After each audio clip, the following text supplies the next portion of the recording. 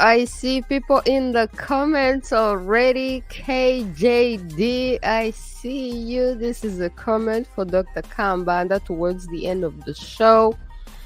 I see Jani Guivanga. Oh my goodness. Is this for real? Oh, happening. We are here. Oh, thank you so much for being here. All right, my people, then let's get this show started. Yeah.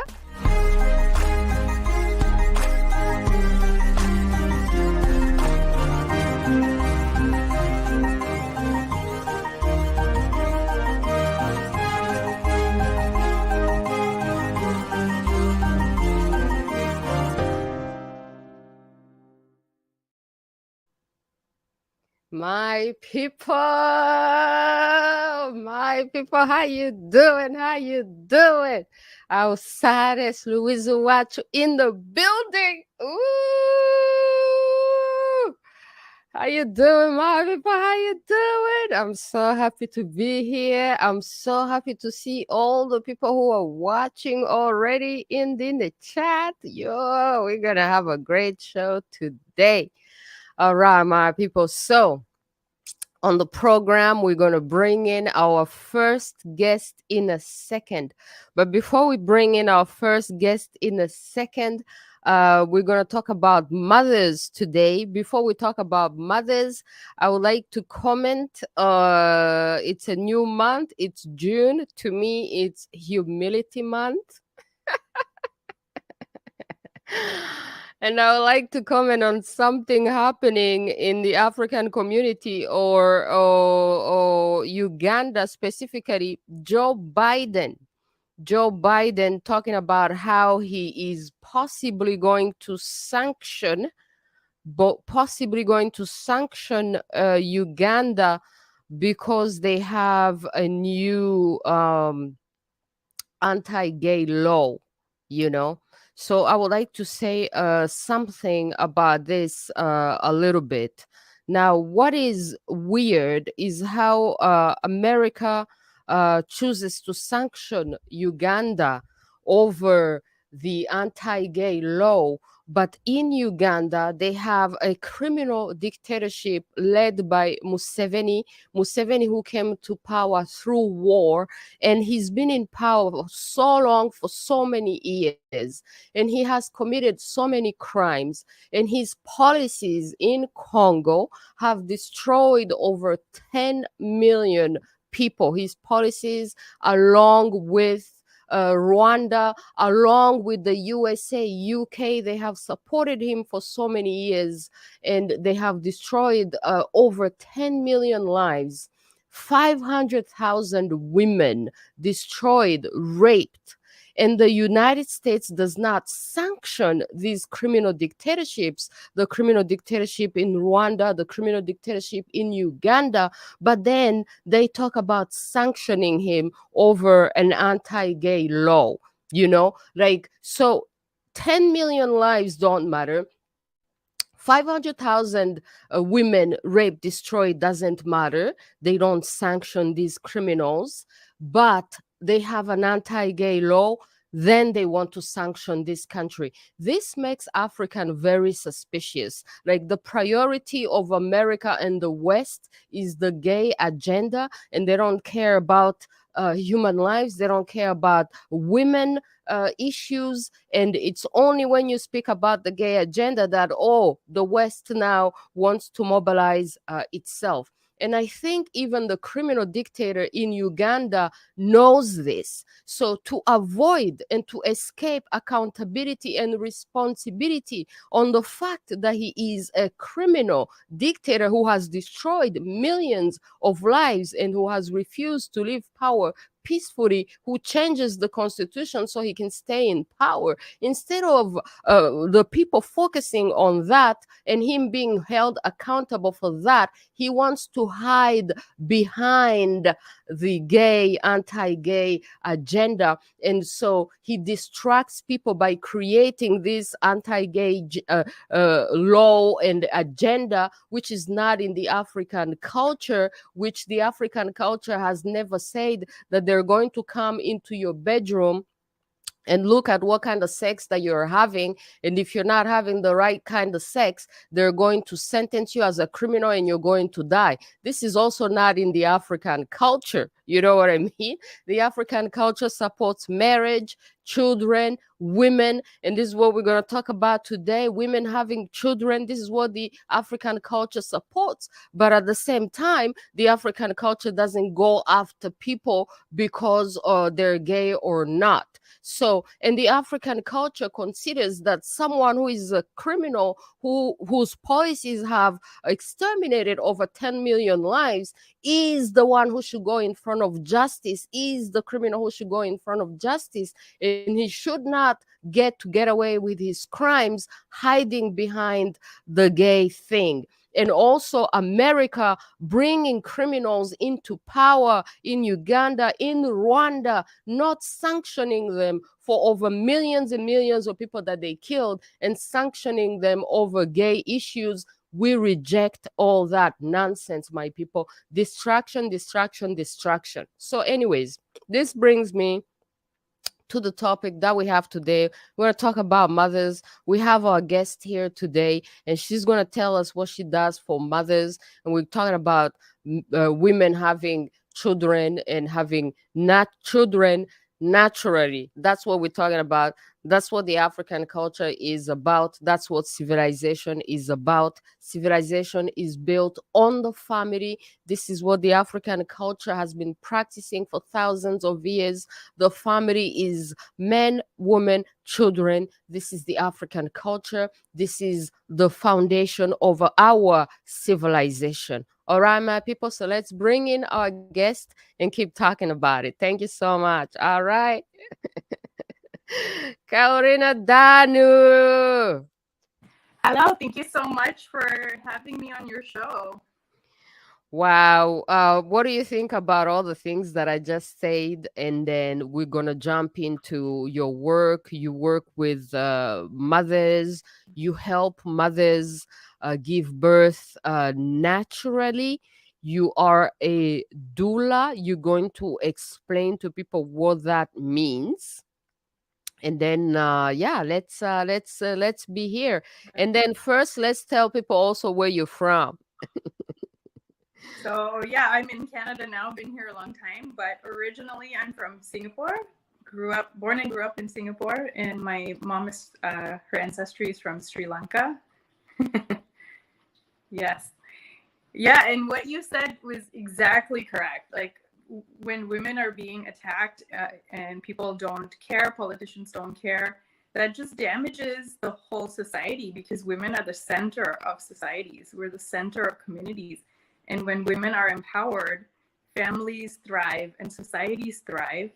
And so that's why I've dedicated my whole life to supporting and empowering moms, because I think everything hinges on moms being able to look after their families, right? If we have the power, the children grow up well, families are growing, strong, right? When women are disempowered in communities, everything falls apart. Absolutely. And you know what's funny? Like you're from Singapore and I'm from Rwanda. And sometimes they claim that Rwanda is the Singapore of Africa. Which makes no sense. But today we have someone from the real Singapore, my people. So, but why are you in Canada though? Why leave Singapore for Canada? My dad is Canadian, so I had dual citizenship growing up, and I moved to Canada. I found Singapore a very stressful, materialistic society, and I found it easier to raise my children in Canada. It is a bit more supportive of moms and family values here, whereas in Singapore, the moms all work, everybody's working, like they hire external helpers to look after their children, and I didn't want that. Yeah, absolutely. I think it's a really great thing when mothers get to raise their own children. You know what's funny is like these women who are so highly educated, who are so smart, but then they're forced to leave their children to women who are lesser than them, so that their children may be raised by women who are lesser than them, less smart, less educated. and then the educated woman has to go out there and work for somebody else, you know what I mean? But isn't this a problem of maybe she did not marry the man who has enough money so that he can afford to have a woman who stays home and who raises the children, you know? Well, in Singapore, it's just the culture that everybody works. Like, women want to work, women want to have a career, but the problem is it's not like here where you can just work part-time and it's this like work-life balance. In Singapore, people work like 12 hours a day, they work 6 days a week, and they don't value raising their children. And for me, it's not just like the helpers are less educated, but they don't form the attachment bond, which is so important. Or they work a few years and then they leave, and the child is emotionally damaged because they're attached to that person, and they're not even attached to their parents sometimes. In some, some of the worst cases that I've seen where the child is like emotionally damaged. I hear you. So you have a couple of children, beautiful children yourself. Or Yes. Did you have all of them naturally? And then, so what is this thing about New Earth Mama Baby? And why is it so important for women to have their children naturally? Well, I think most women would prefer to have their babies naturally. And if some women don't, like, some women genuinely don't want to have a natural birth, and I totally support them in their choices. That's totally fine. But for women who do want to have a natural birth, I find that a lot of them, if they're not doing the proper things to prepare for that, and if they just think that they're going to go to the hospital and the hospital is going to support them in their natural birth goals, I think that is not realistic expectation.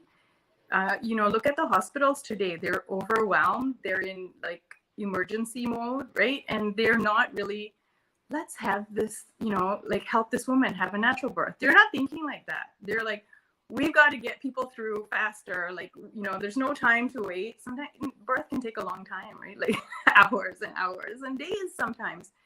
And if you're expecting the hospital environment to support you in having a natural birth, it's just, it might happen sometimes, but most of the times it doesn't. Just look at the skyrocketing cesarean rates. So there are some situations that are genuinely emergencies and people do actually need a cesarean, but it actually is less than 10% of births that are, that people genuinely need a cesarean. There's absolutely nothing you could have done to avoid it. But right now in the local hospitals, the cesarean rates are 40, 50, even 60% in some of the hospitals. And if you are a mom who wants a natural birth, you have to take responsibility for educating yourself. And it's kind of like ironic because if you think about it, right, like human beings have been giving birth by themselves for 200,000 years since human beings have been on the planet. So natural birth is instinctive, it's innate. You don't have to educate yourself to do that. But what's happened is, like in the past, our ancestors, they would have grown up, they would have seen birth in their communities. They would have seen their mothers, their aunties, their neighbors giving birth. As small children, they would have seen birth. They would have understood birth. But now we don't see it. And we have these images from media, which the birth of media is just so ridiculous, right? So it's like we have to unlearn all the crap and go back into our instinctual self and learn to trust our body. And we have to learn the skills to have a natural birth and to learn how to navigate the medical system, to empower yourself and to make informed choices about, when is it appropriate to have medical assistance and when is it okay to decline what medical assistance is being offered. Wow. Okay, I'm so scared of the whole thing. For some women, like when women have a birth experience where they are going deep because it's like this part of the brain shuts down and you go deep inside yourself and you find like these inner resources, this inner strength and this inner, like the field of love that is so powerful. It's such an empowering experience. And I like to say it's like, yeah, it's when you go from being a girl to being a woman, because you're forever changed. And if you can go through that and be so powerful, everything in your life you can handle. Absolutely. If you can carry life, create life, and then bring it to life, what is it? What else can you not do? It's just Yeah. amazing. You become in my culture, in my language, when you give birth, they actually say like you have become like God, because only God gives life, creates life. So you creating life is like becoming like the creator, right? Yeah. Wow. It feels like you're a portal. Like it feels like everything is just open and you're a portal for the soul to come through onto the earth plane. It's when you have a truly empowering natural birth experience that is not disturbed by people disturbing you from the outside. When you're deep inside yourself, it totally opens up your heart center. So, at which point should women contact you in their process to give birth, when they don't even have a boyfriend?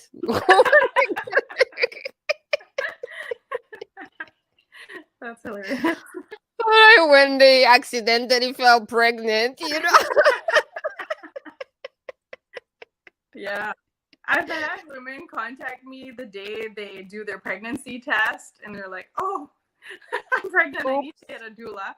And at one end of the spectrum. And then I've had women contact me, they're already in labor. They started having contractions and they're like, maybe I should hire a doula.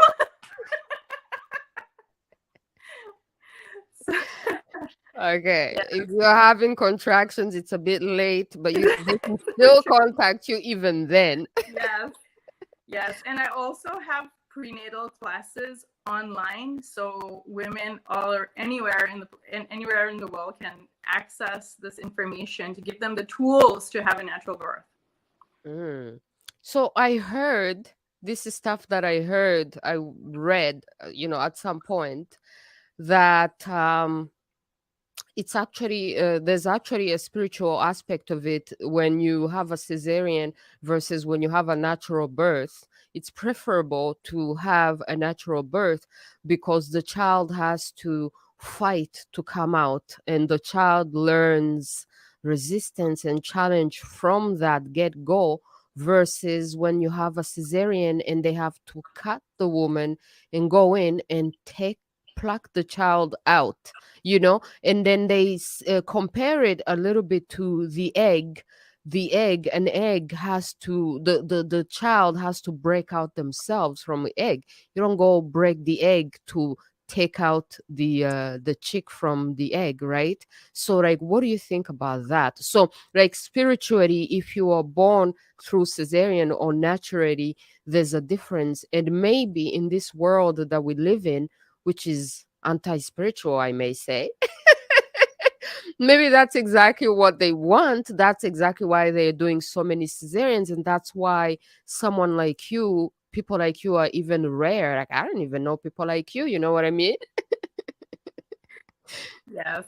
I always, when I say, like, for moms who do have a cesarean, like, I don't want to have them feel disappointed or like there was something wrong or they failed. I don't want them to feel that way.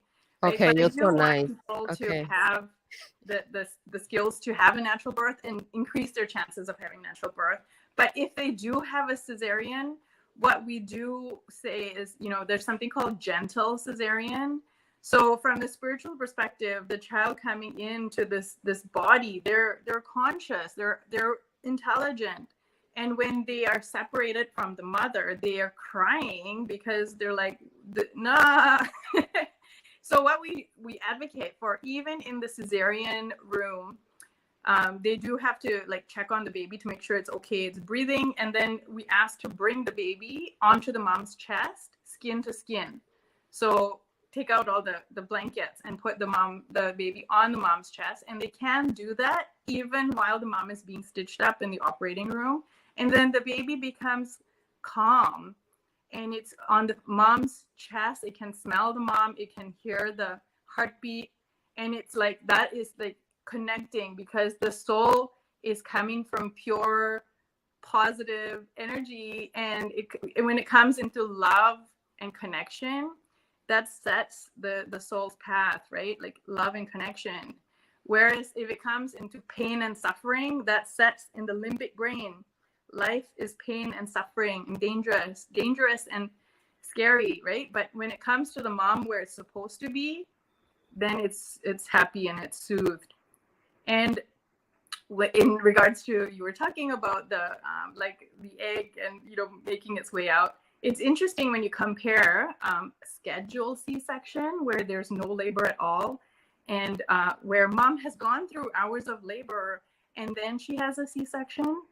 Sometimes moms feel like, oh, I've gone through all this pain and suffering, and then it ended up in a C-section. It's such a, you know, it was like for nothing.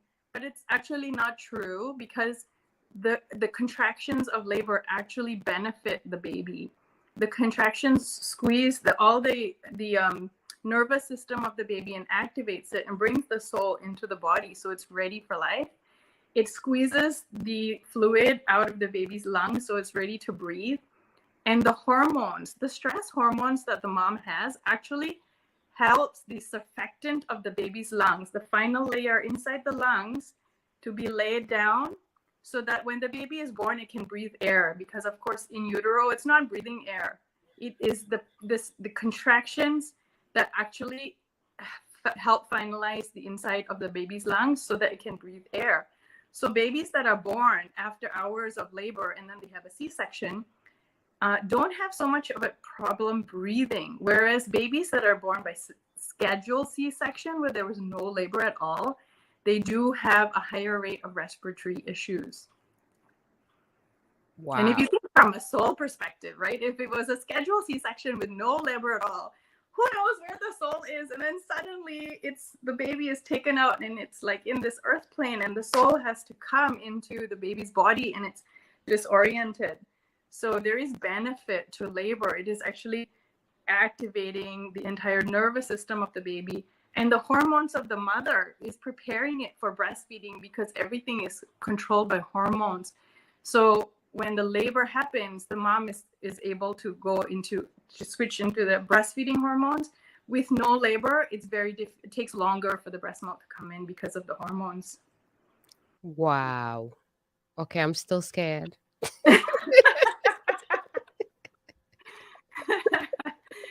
Yeah. So prenatal classes are great, because it takes people from fear and it really makes them feel confident and excited for their birth. Okay, so you are definitely for all the women who are scared of this process, and then you will accompany them. All right, ladies, you heard newearthmamababy.com. If you need help, if you need someone to accompany you naturally and spiritually, Kaurina DANU is your girl. So let's end on the breast milk. I thought like some women don't want to breastfeed because it messes up with their boobs, and maybe their boobs are reserved for their husbands and their boyfriends. I think. What do you say to that? A few women who don't want to breastfeed, but for the vast majority of women, they do want to breastfeed, and some of them struggle with breastfeeding, and some of them, you know, even the birth, like having a natural birth increases your chances of effectively breastfeeding without issues. Having a lot of medical interventions can make it more difficult to breastfeed. And so that's why it's really helpful to get appropriate breastfeeding support if you're having issues breastfeeding. The highest standard of breastfeeding support is the International Breastfeeding Certified Lactation Consultants, and they can solve a lot of problems. What I would say is don't go to your doctor or your pediatrician. They're actually not trained in breastfeeding, ironically. So people who think that they're going to get breastfeeding advice from their doctor, it's not realistic. Like, doctors have to deal with a lot of medical problems, but breastfeeding is something that they're not effectively trained in. So lactation consultants, and La Leche League. They have free breastfeeding support. Those women are trained volunteers to support in all sorts of breastfeeding issues. And yeah, again, like breastfeeding is controlled by hormones. And you know, hormones are related to emotions. So people don't realize with birth and breastfeeding, they're controlled by the hormone oxytocin, which is the love hormone, love and bonding. So when you are feeling loved and supported in your birth and your breastfeeding, the hormones will flow. Birth can flow and breastfeeding, the milk can flow. But when you're stressed, that hormone, adrenaline, inhibits oxytocin. So it inhibits effective contractions in labor, and it inhibits breastfeeding and the milk flow.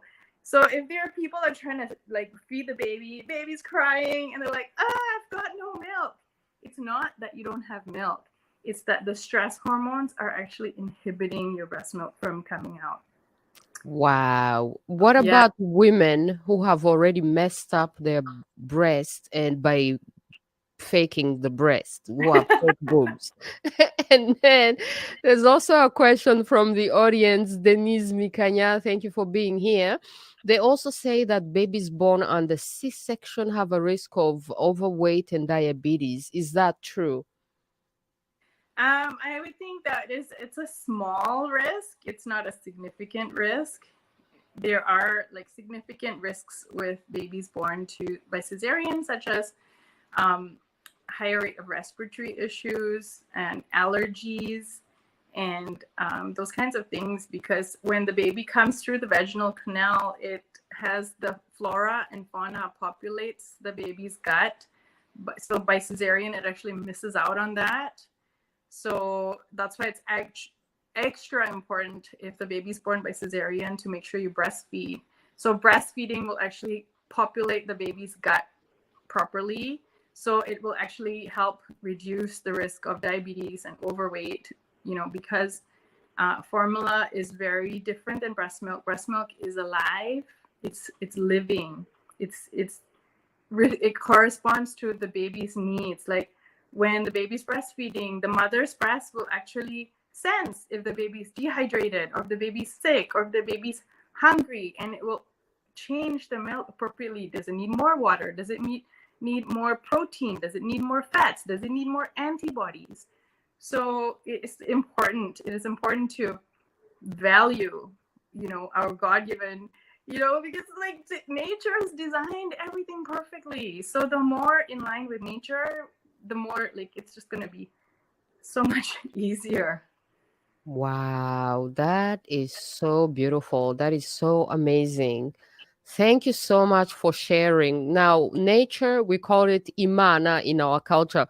This is the name for the supreme being, for the concept of the creator, Imana. And Imana is so amazing because it's most intelligent. And so when Imana creates, it creates just something that is so magnificent. And humans are always imitating, but they can never equal, they can never surpass. So I think it's very humbling to hear everything that you're saying. I think it fits really well with my humility month. Thank you so much for being here. So say goodbye to our audience. Tell people where they can find you. I've been showing them your website. Is there anywhere else where they can find you?